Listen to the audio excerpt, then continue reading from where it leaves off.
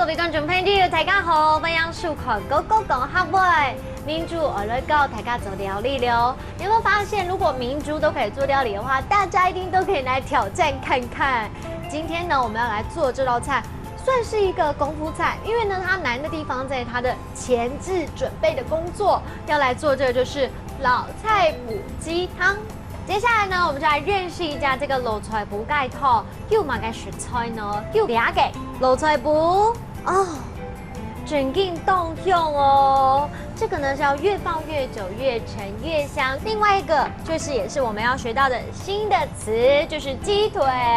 它的客家話講法就是蓋鼻，蓋鼻。老菜脯把它切小塊一點，放下去，把它燉出味道。時間等久了就 OK 了。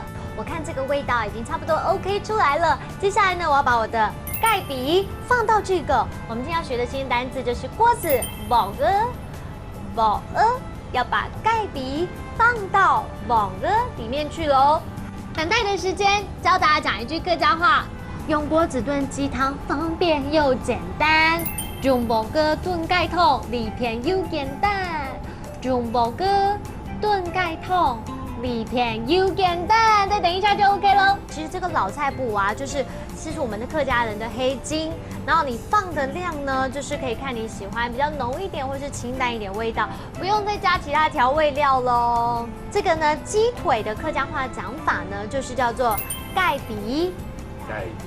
蓋鼻，對，客家話就叫做蓋鼻，沒錯。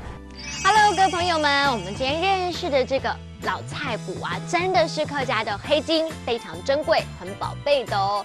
當然，我們一起學習的新的客家詞，就來複習一遍吧。來看到第一個詞就是雞腿，蓋鼻，蓋鼻。第二個大家很常用到就是鍋子，鑊鵝，鑊鵝。第三個，我們來學一整句話哦。來看到這句話就是用鍋子燉雞湯，方便又簡單。用鑊鵝燉蓋湯，裡片又簡單。用鑊鵝燉蓋湯，裡片又簡單。都有學會了嗎？下一次自己動手做做看吧。我們下次見嘍，拜拜。